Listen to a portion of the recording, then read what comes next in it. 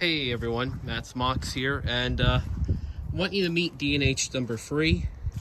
She's a gravity car built January of 1867 by the D&H at the Carbondale shops, and she's pretty rough. Unfortunately, she was hit by a drunk driver at some point in the 2020s, but that's why it's damaged. And it hasn't helped. We are having one of the wettest years on record, but me and my friend Matt, who you've seen in my Eckley video and a few other times, acquired this car from its current owner.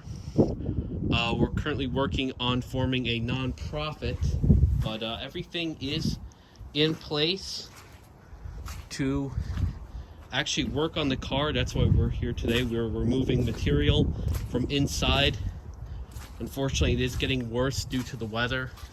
We had a collapse in the roof, but the structure is in good condition. The walls are actually separate.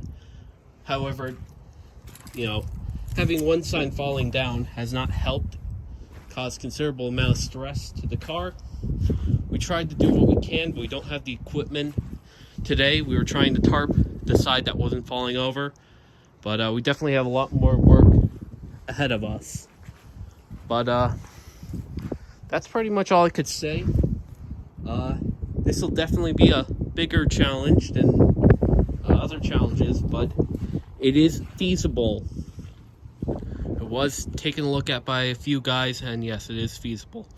Location is made non-public for now, but that's it for this video. I hope to see you again soon.